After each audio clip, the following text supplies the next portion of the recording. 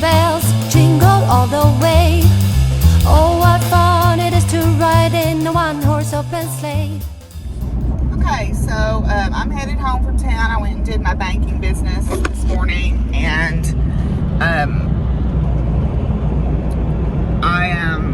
I stopped the song. And let's have a little physics lesson this morning. I just saw a near collision because there was a semi coming in loaded with, looked like maybe chicken house fans or something that they use when they catch chickens.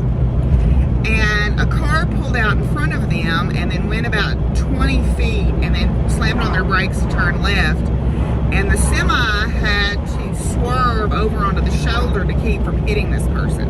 And I really thought they were going to hit him. So kudos to that driver for doing that. If there had been anybody waiting to pull out or something on that shoulder, there would have been a terrible accident. So here's a little physics lesson about momentum. Something really big, even if it's going slow, cannot stop on a dime because momentum is a product of mass and velocity. So a semi-truck has a lot of momentum. They can't stop on a dime when you slam on your brakes in front of them or pull out in front of them. Someone pulling a loaded hay trailer has a lot of momentum. Someone pulling a loaded horse trailer has a lot of momentum. I realize it's a pain to have to get behind a trailer sometimes, but someone could have been killed this morning. All right, somebody could have been seriously injured or killed this morning because of someone's impatience to go 20 feet and turn left to get on the interstate on-ramp. So be courteous to semis and trailers and things like that because they're just trying to live their life too, and if you pull out in front of them, somebody's going to probably get hurt. And it may be you, it may be the driver of that vehicle, it may be the animals that are loaded in that trailer. So please have some decency and some respect for people that are pulling heavy things because they can't stop on a dime. You can wait 2 minutes to get wherever you're going. So that's my rant for this morning because I saw that just happen as I was coming over the overpass to head back out of town. Anyway, so Melissa's coming out today to dig up some plants, and I'm gonna meet her here in about 20 minutes. I'm gonna eat some breakfast beforehand, and my stove wigged out last night. I really thought we were beyond this, but it had a little fit last night, and so I'm gonna have to see what's going on, if the temperature sensor got loose or something happened to it. I hope that that's all that it is. It had been working just fine. And so either that temperature sensor is bad or something else is wrong. So anyway, I am headed to the house and we will check in with y'all in a little bit. No, she got a infection in it about 3 years ago, and that's the scar from it.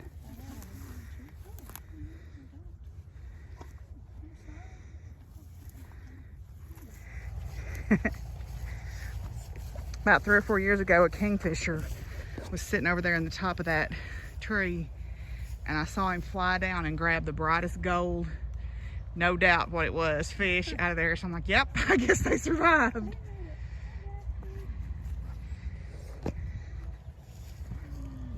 Hi, Trixie. Yeah, but never let, they said, Bo didn't find water.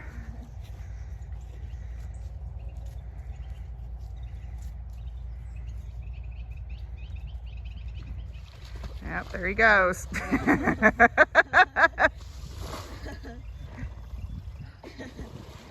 He loves his water.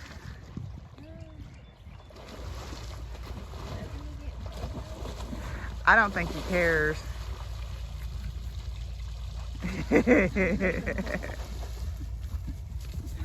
He's like, nope, we're on vacation. Goodbye. Goodbye.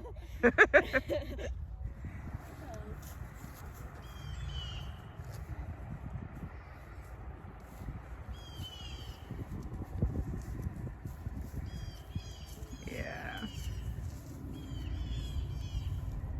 Hi, Flame. Oh, hi, sweet girl. Hi, sweet girl. Yep, you get babies. You good babies. Pumpkin. Yeah, you like some attention too. Not too much though. It's got to be on your terms, doesn't it? Yeah, it's got to be on your terms. That's okay. Consent is always important.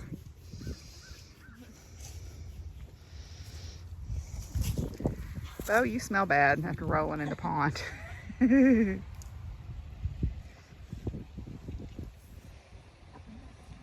Oh, it's okay. Now there. Y'all going on? Okay. Yeah. You knew we were coming back, so you're waiting for us to come back and get pets, huh? Yep.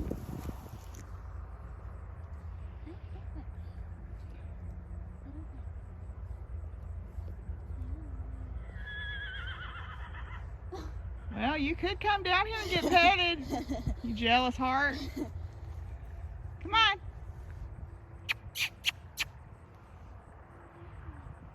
You didn't want us to pet you a while ago, and now you're hollering about it? Oh, jingle bells, jingle all the way. Oh, what fun it is to ride in a one-horse open sleigh. Jingle bells, jingle all the way. Oh, what fun it is to ride in a one-horse open sleigh. Dashing through the snow in a one-horse open sleigh. Over the fields we go, laughing all the way. Bells on bobtails ring, making spirits bright.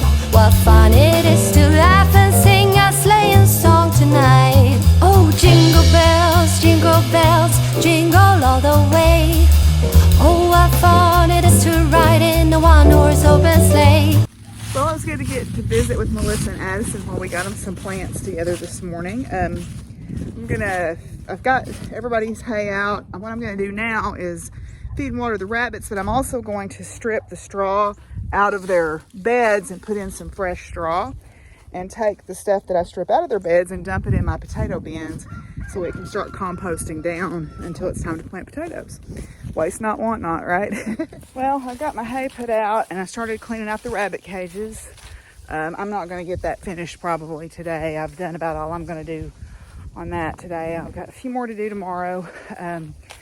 I brought over a mulberry tree and a plum tree from the pasture when Melissa was over there. I had marked some earlier this year, and I brought over a couple, so I've got those planted, and now I'm going to water those in. Except I've got a kink in my hose here, so get it down here where I get it undone. I'm going to water those in, and then I'm probably going to go eat lunch. I haven't had any lunch yet, and it's I'm getting hungry, so we'll go eat lunch, and then I may come back out and prune my quince. I need to check the signs to see if this is a good time to be pruning. They got a fungal infection in them last year, and didn't do so hot. But yeah, I'm watering in this is a little mulberry tree. I don't know if it's a red mulberry or a paper mulberry. Maybe a paper mulberry where it was at. But got that watered in now, so I'm gonna go eat some lunch. Well, I'm sitting out here waiting on my friend Carol. She's bringing the doll panel for me to work on. Apparently, my oven control board is bad because I plugged the stove in a while ago to cook something for lunch, and the oven came on by itself and overheated. So I unplugged it and plugged it back in, and as soon as I plugged it back in, the oven came back on by itself. So I did a little bit of research online, and that's the control board, apparently. So I'm going to try to order a control board. It looks, from the video, it looks like it's fairly easy to replace. So I'm going to try to, just as long as I get the right part. That's the tricky part, is making sure I get the right part. They're about $90 to $100, depending on where you order them from, but still cheaper than a new stove, so we'll see. That's the bad thing about buying this house in the shape that it was in. All the stuff was old, and so you know, knock on wood, the HVAC is, well, it's probably 15 years old now. Washer and dryer are over 15 years old. Well, the HVAC's probably,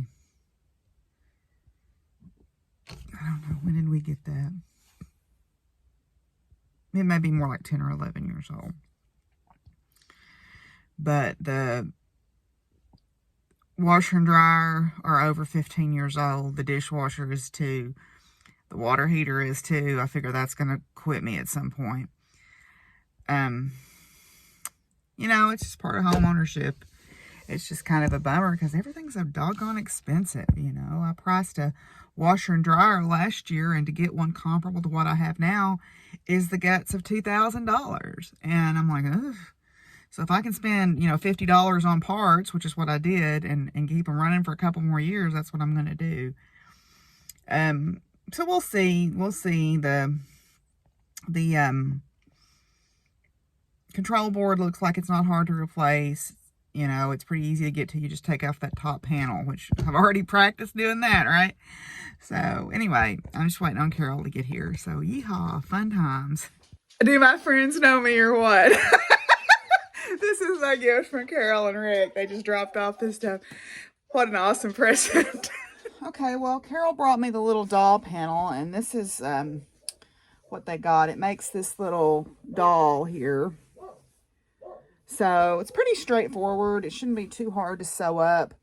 So what I'm doing right now is I'm just using up, because I want to, the black thread on my machine. I've got this panel, and I've shown this on my podcast before. It's the fall harvest panel, or season of harvest panel. And I'm just doing some decorative stitching on it, just to kind of do some quilting on it. So it has a lot of areas of black on it. So I thought I would, since I've got a black bobbin on right now, I thought I would use that up and do some decorative stitching on this, since I already had it out. And then I will, it's got these leaves on it, the little applique leaves. And I need to iron those down a little bit better, because a couple of them are coming loose, and I guess I'll have to whip stitch them on as well. I may try to add some more embellishments to this, because this would be like a fall craft or a fall holiday entry for the fair. So I need to sew a panel or a pocket on the back, or some way of hanging it on the back, or some cafe curtain rings or something, some way to hang this up on the back, and then add some more embellishment. But right now what I'm doing is I'm just doing a sort of a decorative stitch. You can see the outline of it there on the back of the, well, I didn't clip my threads back here yet, but you can kind of see the outline of it there on the back. So I'm just kind of going around different sections of it and adding some quilting embellishment to it. Just as a way to kind of spice it up a little, I guess. So I'm going to work on that for a little bit. And then I'm probably, once I run out of bobbin thread, going to cut out this little doll. I did order, I found a control board that I believe to be the correct one. It was harder than I thought to find that control board. The ones that it kept sending me to were not the correct ones, and I could tell because it didn't have the right number of buttons on it, you know. So I finally found one that is identical to the control panel that's on the stove right now. So I ordered it. It was about, by the time I paid tax, it was $130, which is, you know, more money than I wanted to spend right now, but it's still cheaper than a new stove, right? So if I can keep it limping along for 2 or 3 more years and get 2 or 3 more years of life out of it, then that'll be great. But it's not going to be here until like the 29th. So I'm going to have to figure out how to cook between now and then. I mean, I've got the crock pots, and I've got roasters, and I've got the microwave, obviously, and I can, of course, make sandwiches. Or whatever, but you know, it's not, no, I don't want to deal with having to turn that stove off and on and turn the gas off and on, because that's just asking for something to start leaking, in my opinion. So I'm gonna just not use the stove until the part comes in, I guess. Luckily, I've got that big crock pot of beans that I made the other day, and tomorrow is buy one, get one free at Pizza Pro, and I've got sandwich making stuff, and if I want to, I can roast vegetables in my little roaster pans, or in my roaster, you know, so we'll manage, always do, right? We always manage. So, I mean, I guess if I had to, I could cook real fast before the before the oven got too hot if I wanted to do stir fries or something. But, to me, it's just the more that I have to deal with it and mess with it, the more likely it is that there's going to be a bigger problem, like a gas leak or something, and I don't want to have that problem. So anyway, so I'm going to keep working on this, and I'll check in with y'all in a little while. What are you doing? Why did you run in here with me, huh? Did you run in here with me because you wanted to be close to me? You're a purr box. You're a purr box.